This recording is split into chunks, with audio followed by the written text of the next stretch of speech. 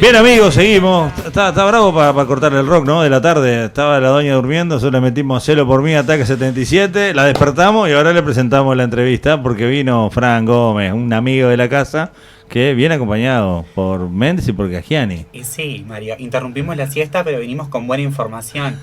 Así que bueno, gracias a vos por recibirnos y a la audiencia por estar del otro lado.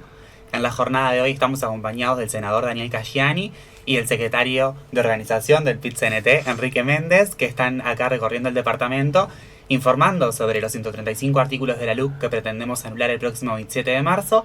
Estamos a 17 días del referéndum, así que convocamos a votar que sí, pero los compañeros sin duda que los podrán informar mejor. Súper bien presentado, ya estaban todos despiertos de la siesta, le damos la bienvenida. ¿Cómo está, Caggiani? Gracias, Francisco, y ¿Cómo gracias te por el espacio. Te voy a pedir que te arrimes un poco a ese micro, porque ese micro es más hay una diferencia de audio. Vos estás bien, vos estás bien. Pero es para que no quede muy dispares las voces. ¿Cómo viene esta recorrida? Me decía Méndez que había estado por Trinidad, había estado por otros lugares y yo le hacía un poco la broma que no es fácil recorrer todo el país tratando de informar sobre estos 135 artículos. Esta recorrida forma parte de un plan que nos hemos colocado por delante en el marco del intento de la conquista de esta hazaña, de poder llegar al 50% más uno de los votos para que el 27 de marzo, día donde el pueblo uruguayo va a ser legislador por un día, se pueda anular esos 135 artículos. Y tiene que ver con un proceso de poder llevar adelante la difusión de la voz de la Comisión Nacional, pero en el marco de acompañar a las comisiones territoriales, zonales, locales, departamentales, que en cada lugar y rincón de nuestro país, nuestras compañeras y compañeros militantes que se pelaron las patas para juntar la firma, sin duda han conformado en diferentes organizaciones sociales, políticas y sindicales. ¿Para qué? Para poder avanzar en la profundización del espacio democrático de nuestro país con una ley tan negativa, con una ley que se instaló de una forma con un debate muy poco democrático, con una ley que recorta derechos individuales y colectivos y que sin duda favorece a unos pocos por encima de las verdaderas necesidades de las grandes mayorías. Y para eso es todo un desafío lograr salir y llegar a cada puerta de vecino y vecina, ¿no? Como se hizo con la firma y en este caso para hablar de por qué nosotros decimos que hay que votar el sí. Y para esto, como lo decimos nuevamente, nuestro aporte acá como Comisión Nacional es básicamente un respaldo y un acompañamiento de nuestros compañeros en los territorios que hablan con sus vecinos, con sus comerciantes, con sus feriantes de su zona, donde ellos están inmersos claramente. Y ahí, semana a semana estamos intentando llegar a cada uno de los departamentos, unos días en las capitales, otros días en el interior, como así también en los barrios de Montevideo y zona metropolitana.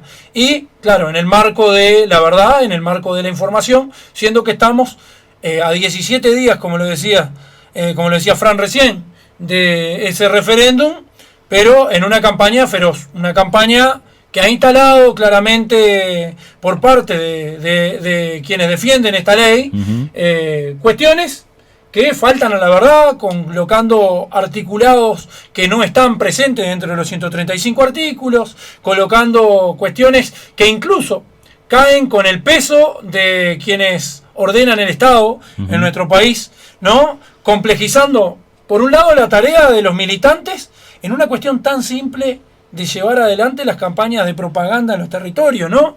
Donde 2 o 3 militantes en una localidad, como pasó la otra vez por allá por San Bautista, 2 o 3 militantes que estaban colocando balconeras y pintando, básicamente tenían que llegar a que se tenían que retirar o si no los iban a conducir a la comisaría local. Pero después vaya ahí, está bien, pueden seguir, pero la semana que viene, después de que pase tal fiesta donde el presidente iba a estar presente.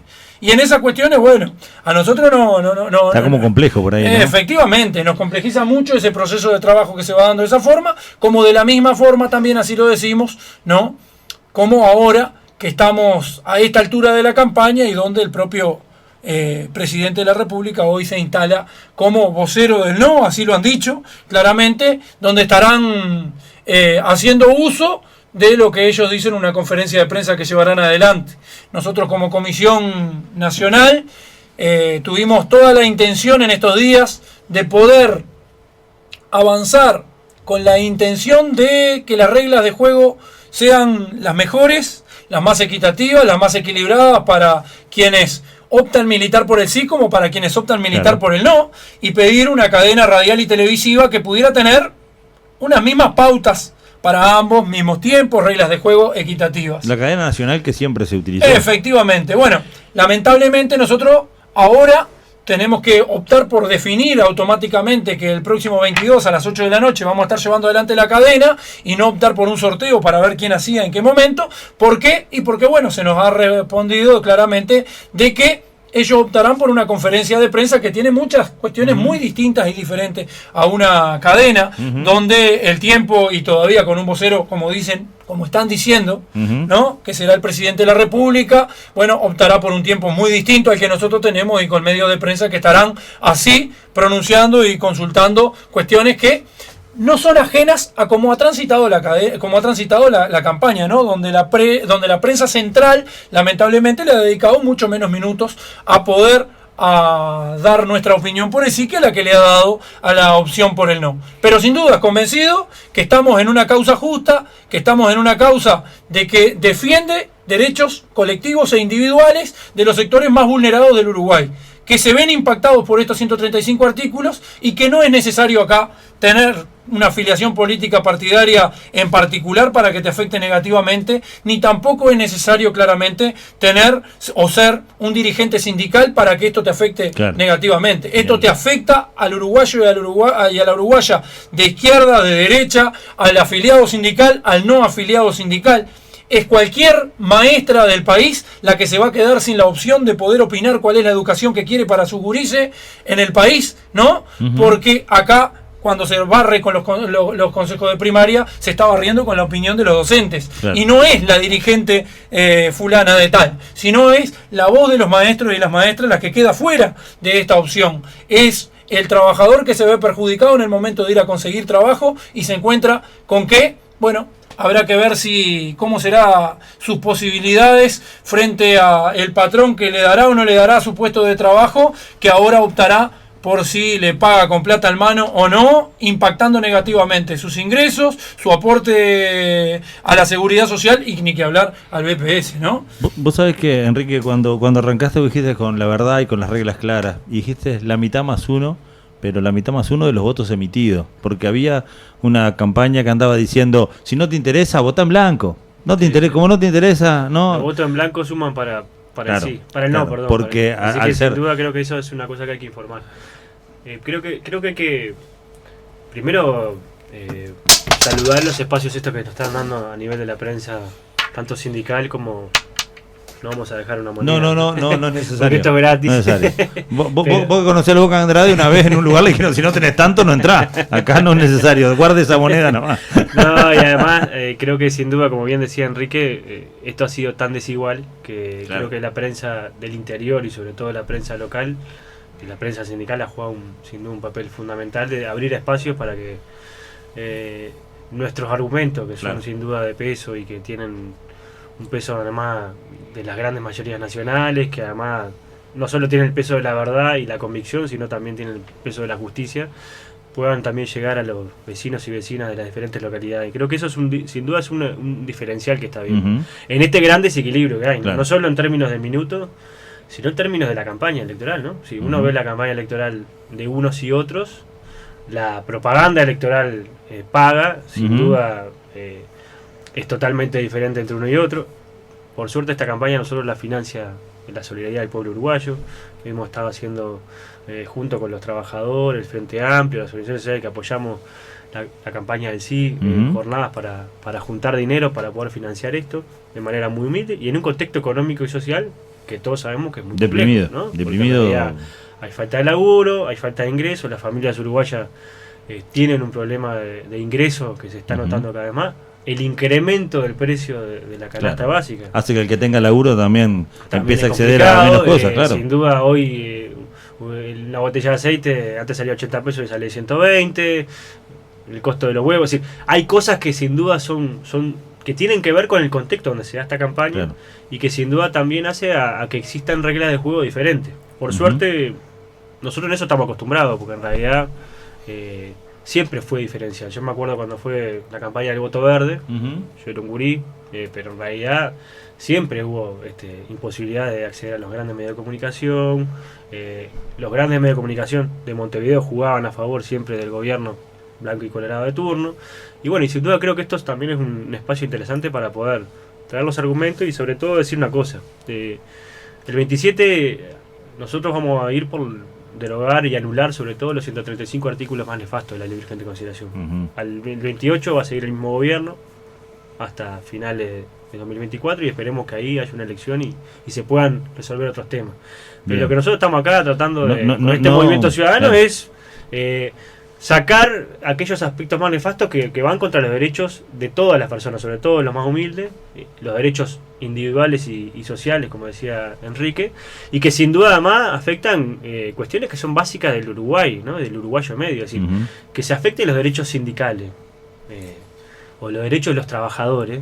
Sin duda creo que es un elemento que a la sociedad en general le preocupa, que no solamente se tenga esa visión tan desequilibrada con respecto a que un trabajador no tenga la opción para cobrar su salario mediante inclusión financiera y por eso se asegure por lo menos los aportes al Banco de Previsión Social o los aportes sociales. Sin duda también se va de madre con la otra incorporación que tiene este tema, que tiene que ver con el tema de inclusión financiera, que es al mismo tiempo le damos a los que tienen $120.000 la posibilidad de pagar la compra de un campo, de un auto. No sé quién tiene $120.000 en un maletín, ninguno de nosotros tenemos eso, de manera en efectivo, y sobre todo se va en contra de dónde la sacaste. Se va en contra de algo que está en todos los países del mundo, los países de la región también, que es tratando de, uno tiene que justificar el origen de los fondos, porque si no eso puede ser dinero que entra al narcotráfico, de otra situación. Entonces creo que también esas cosas son, esas miradas dobles, esa doble vara y ese doble estándar que tiene este gobierno, que me parece que también es importante. Claro, imponer como que la inclusión financiera es algo que va en contra del trabajador porque te controlan el salario. Yo quisiera saber si a alguien le afecta que sepan dónde andan los 30.000 pesos o que ganaste, 15.000 pesos que ganaste, los 20.000 pesos que ganaste, cuando sabés que de antemano estás pagando los impuestos porque si ya te vino descontado y cuando vas al supermercado esa botella así te la vas a pagar con el IVA. O sea, a vos que te incluyan el sueldo en el sistema financiero no te va a hacer pagar más impuestos sin duda, al contrario, vas a poder tener aportes que te van a beneficiar en el futuro, pero a su vez sí está complejo, porque yo me acuerdo una vez el presidente de Francia dijo que éramos una república bananera, que blanqueábamos guita, que éramos un paraíso fiscal, y se hicieron leyes, o por lo menos ustedes me pueden informar mejor, y vos más que nada desde el Parlamento, que hay un seguimiento de leyes que, por lo menos, no quiero usar la palabra cepo, pero sí ponía trabas a que aparezcan de abajo un colchón guita que no sabes de dónde viene y puedas hacer negocios sin por ahí algún escribano que está escuchando va a decir sí loco, pero nos complicaba porque antes era más fácil, hacíamos el título y pagaban en plata y se iban y era problema de ellos la plata, yo qué sé. Sí, pero lo que pasa es que también hay una idea de volver al Uruguay de los 90, ¿no? El Uruguay Plaza Financiera, país de servicios, básicamente sobre todo financieros, los servicios tienen un componente importante, los servicios turísticos, los servicios portuarios.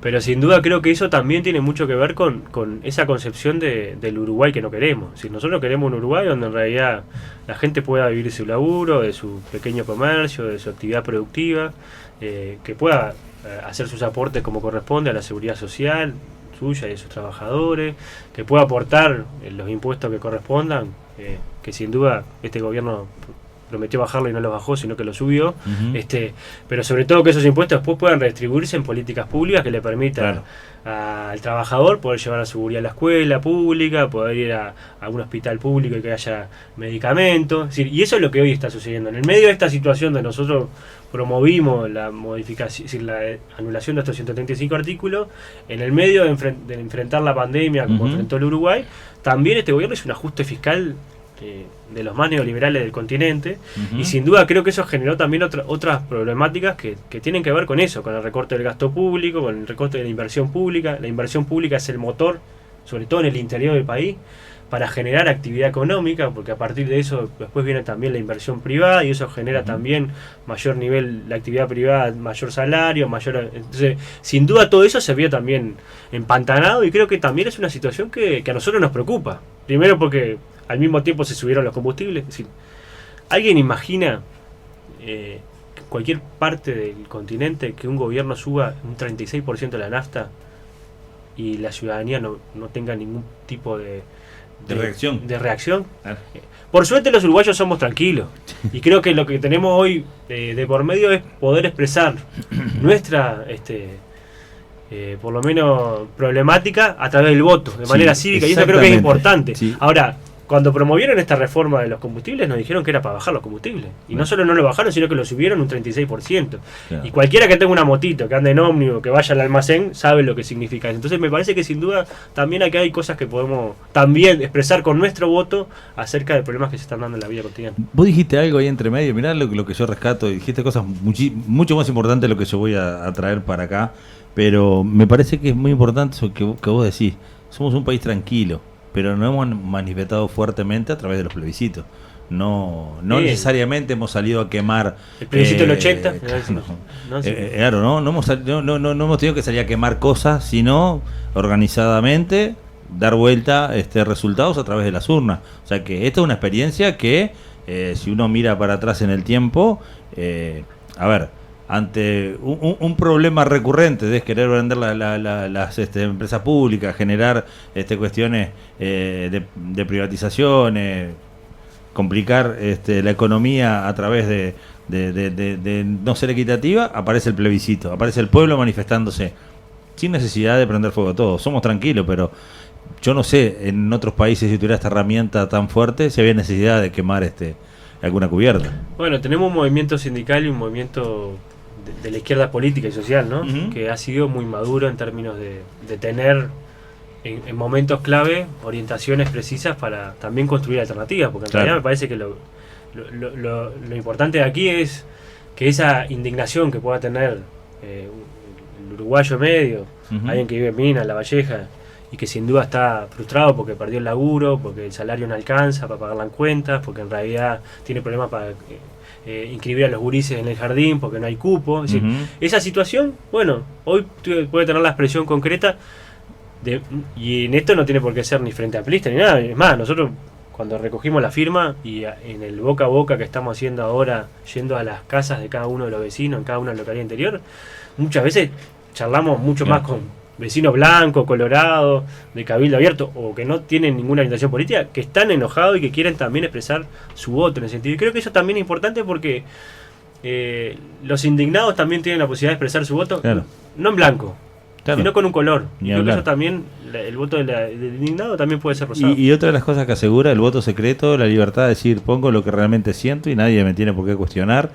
Y nadie se va a enterar lo que votaste. Exactamente, porque el otro día salió el fantasma del número del sobre. Mirá que el sobre está numerado y se enteran lo que votaste. Salió más seguro que el voto en Uruguay no es. Por eso, digo, salió increíblemente esa cuestión de que, ojo, porque en el momento de firmar, de esas 800.000 firmas casi que se consiguieron, había eso de que recibías algún mensaje, militantes de sociales, de izquierda, recibían un mensaje, vení por casa, no vengas. No solo recibíamos mensajes, lo vivíamos en carne propia de algún ciudadano que no se atrevía a firmar en ese momento y que incluso te mandaba a la casa porque su pareja sí iba a firmar, pero él no podía por determinadas características, que tenía miedo que al día siguiente lo descubrieran y perdiera su laburo. No me saques una foto. No me saques una foto. No, claro. Ahí va. No. Pasa que yo te firmo, te pongo el dedito, pero foto no. Eso también. Pero claro, porque ahí sí se exponía un poco. Pero con el voto secreto hay garantía de que la persona puede expresarse con lo que siente, con lo que más le convenga. Porque también hay un tema de que es lo que te conviene. Y con la más absoluta libertad. Exactamente. Y vos sabés que hay esa otra cuestión de que viste que, lo dijo muy bien Daniel, el gobierno sigue, quedan 3 años más, el 28, o sea que votando el sí o votando el no, no estás ni afirmando el gobierno, ni diciendo, ni sacando al gobierno, porque eso también es otro relato que está ahí, es en contra o a favor. Yo creo, mi opinión personal, y ustedes me dicen que si están de acuerdo porque son los que andan militando, que si el 27 de marzo el resultado es que gana el sí, el gobierno creo que va a tomar medidas pensando en que, hay un montón de gente que no le gustó la luz, capaz que no le gusta la reforma de la seguridad social, capaz no le gusta la venta del puerto. Yo creo que si gana el no, yo, si estuviera al otro lado, digo, mirá, no están con nosotros, sigamos profundizando la seguridad social, el puerto ya está liquidado. ¿Puede pasar eso? Es de modo de pregunta, pero una reflexión más que nada lo que estoy planteando. Hay varias cuestiones para remarcar en torno a esa pregunta. Primero, el 27 de marzo, sin duda, y quedó marcado el 8 de julio, la democracia en Uruguay se ve reforzada, sí. Sea cual sea el resultado. Eso inicialmente. Otra cuestión que está sobre la mesa, y claramente no es acá una elección de medio tiempo donde si se pone en cuestión si sigue o no sigue el Poder Ejecutivo, si gana el Poder Ejecutivo o gana otro partido político. Acá hay organizaciones sociales, políticos, sindicales que fueron, y dirigentes incluso que son hasta del propio oficialismo en diferentes lugares del territorio del país, que se han sumado a la Comisión por el Sí y que están en el marco de esta discusión. Por otro lado, una cuestión que va a estar sí en tela de juicio, porque sin duda si gana el no el 27, la pregunta que también se podría decir es, bueno, este formato de legislar va a quedar instalado dentro del Uruguay, porque, ¿no? ¿Y cuántos artículos va a tener la próxima ley de urgente consideración del próximo gobierno que venga, del color que sea? Claro, ¿Va a tener 476, 500, 600, 800? ¿Cuánto va a tener? Eso es una cuestión también a colocarlo sobre la mesa. No estamos de acuerdo con esta forma de legislar, como fue instalar esta ley de urgente consideración, tal así como se colocó. Pero también sí se juega mucho, y por eso es importante que el sí logre el 50% más uno de los votos el próximo 27, porque no solo está en juego, sí, esos 135 artículos que están, hay cuestiones que también están en juego en el marco de esto. Como tú mencionabas, por ejemplo, el puerto. Sabemos que en el marco de la ley de urgente consideración, y no están dentro de los 135 artículos, se creó una comisión de expertos para la discusión de la seguridad social. Cuando nosotros decimos la seguridad social se discute en el marco de un diálogo social, con los diferentes actores. Ahora se conformó una comisión de expertos. El 8 de julio, cuando nosotros presentamos las firmas, estaban por presentar un proyecto para ver cuál iba a ser el tipo de la reforma de la seguridad social, y colocaron freno de mano. Porque claramente se deja entrever cuál es el objetivo que tiene la instalación de esa reforma de la seguridad social. Yo tengo más que claro que en la discusión por la reforma de la seguridad social va a depender mucho del resultado también del próximo 27, eso estamos muy claros, y claramente no se les va a caer una idea que sea cómo aportan aquellos sectores empresariales que han tenido grandes ganancias, incluso hasta en el marco de la pandemia, que han pasado en el marco de la revolución tecnológica automatizadora a tener mayores ganancias. Hablemos así hasta de los propios peajes, por ejemplo.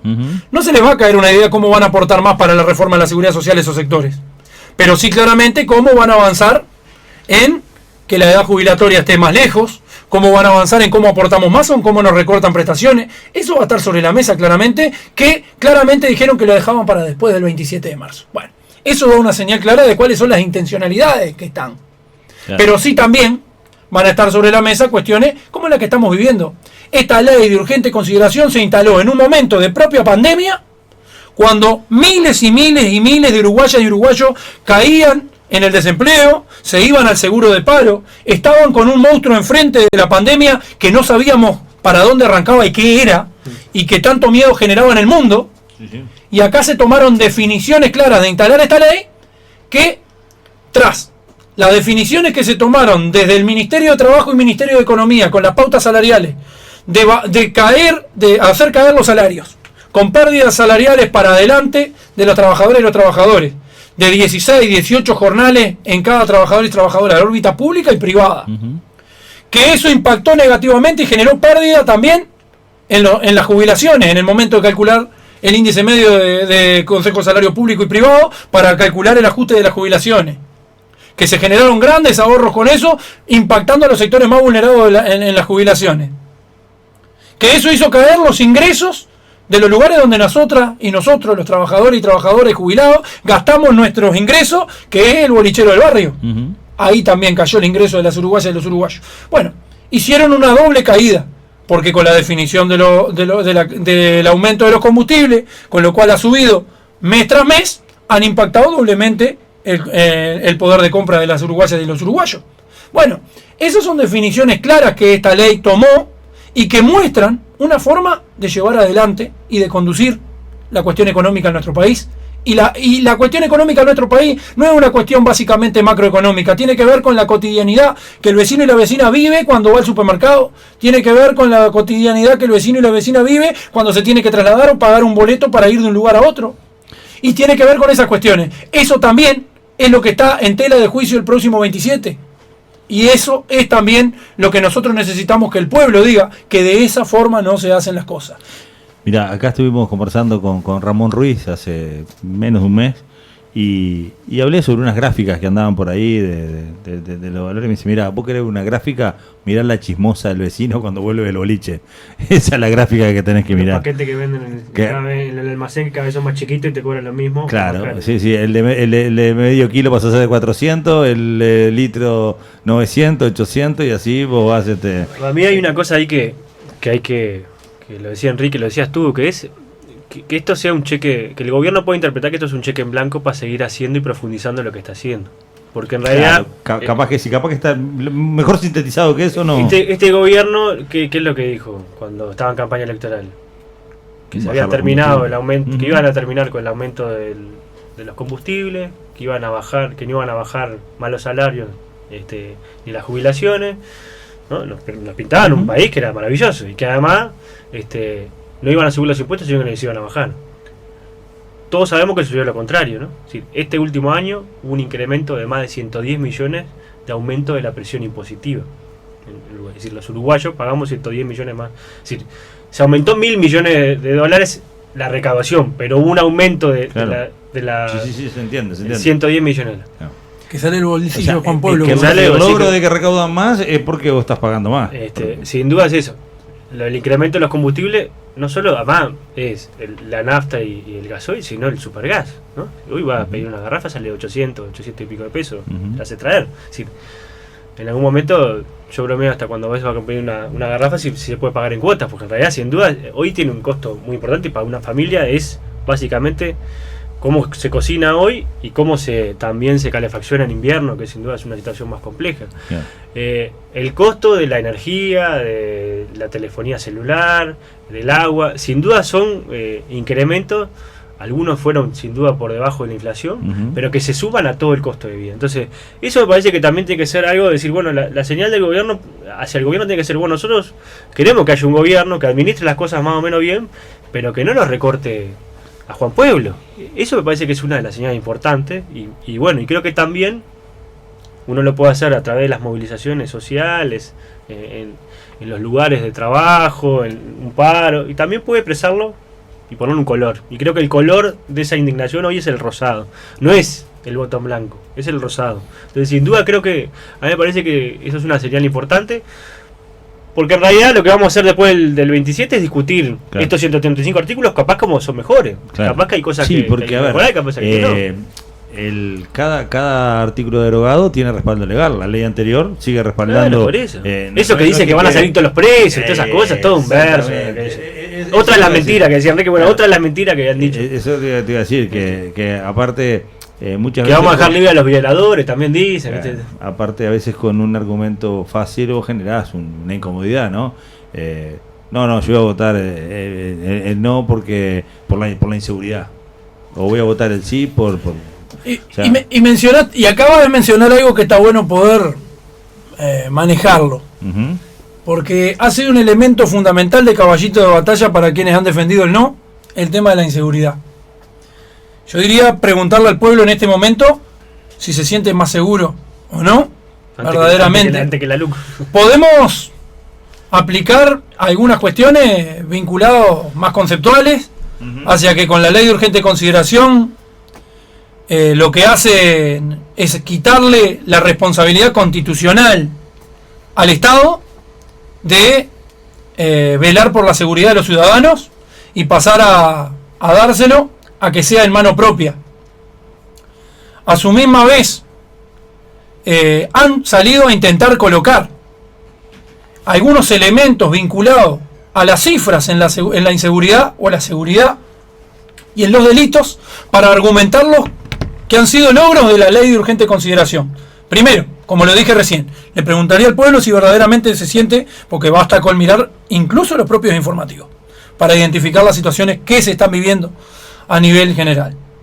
¿Qué quiere decir esto? ¿Que no hay que tratarlo? No, no quiere decir esto que no hay que tratarlo. Es un tema que hay que tratar. Ahora, no de la forma que se hizo, de forma inconsulta con el pueblo.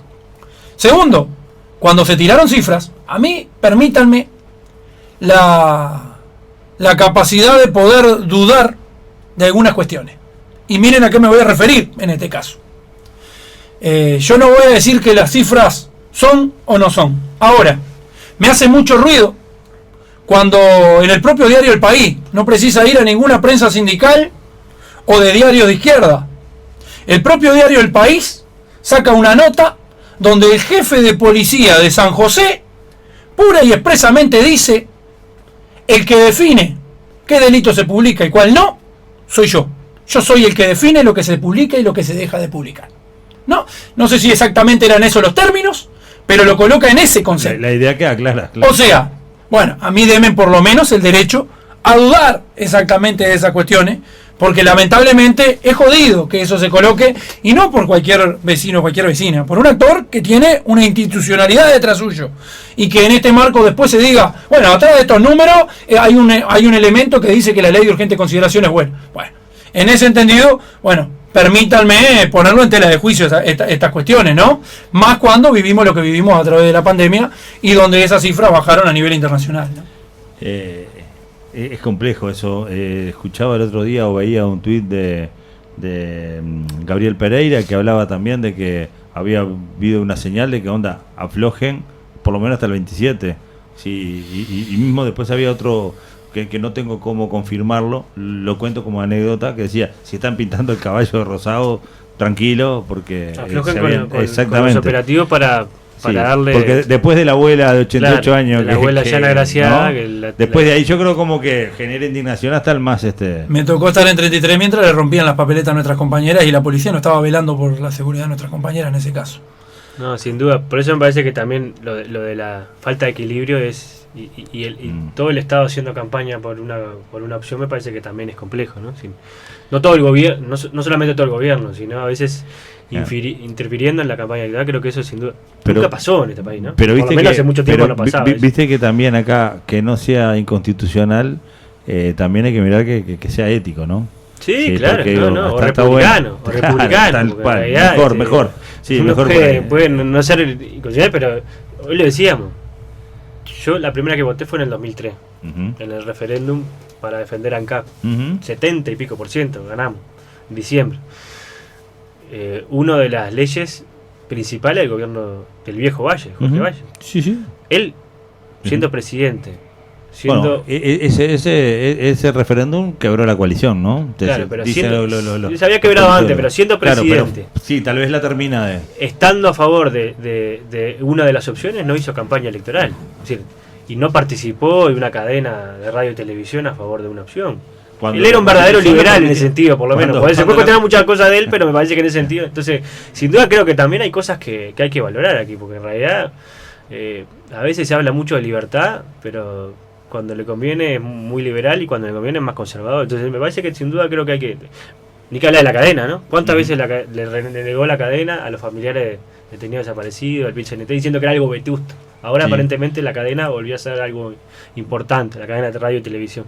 Entonces creo que sin duda son esas cosas que también son como esa falta de equilibrio, falta de... Pero bueno, estamos acostumbrados a eso, siempre ha sido parte del trabajo que tenemos que hacer, y bueno, por suerte también están estos espacios para poder... Nos quedaríamos conversando un rato más porque está buena la charla. Hay una agenda que ustedes tienen que seguir, a no ser que quieran hablar de fútbol, lo que quieran los chiquilines de analizando la pelota para seguir. Hasta que no sea de Nacional no hay problema, podemos hablar de fútbol. Bueno, entonces tenemos uno para cada lado. Entonces. Exactamente, el equilibrio tiene que estar en todos lados, si no, ¿para qué? Yo les digo lo mismo, yo me pasa lo mismo. Yo no comparto espacio en el programa deportivo porque yo tengo la camiseta recontrapuesta y es difícil, ¿viste?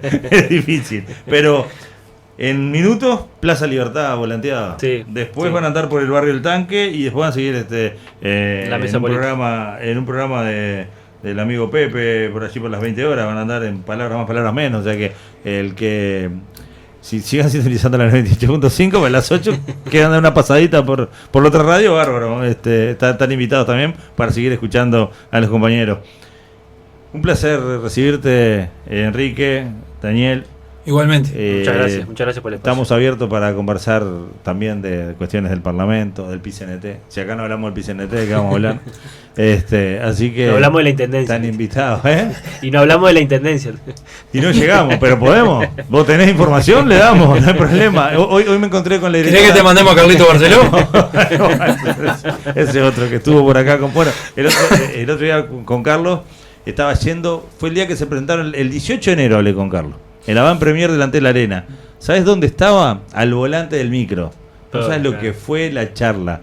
No. Primero que nada por su posición, que es importantísima, pero comentando cuestiones de la ruta. Dice, acá entramos en la fábrica rotonda, me dice, porque en Uruguay lo mejor que hacemos es rotonda. Ante el problema en cualquier tránsito, una rotonda. Fue muy bueno. La fábrica de ideas era fábrica rotonda. Bueno, muchas gracias. Muchas gracias y un saludo para la audiencia. Hasta luego. Amigos, pasaron por aquí Enrique Méndez, el amigo Daniel Caggiani, y siguen. En la Plaza Libertad, el que estaba escuchando y quiere hablar con Daniel o con Enrique, en la Plaza Libertad en un ratito nada más. Nosotros nos vamos, que tenemos a la gente analizando la pelota pronto para salir al aire en la 98.5.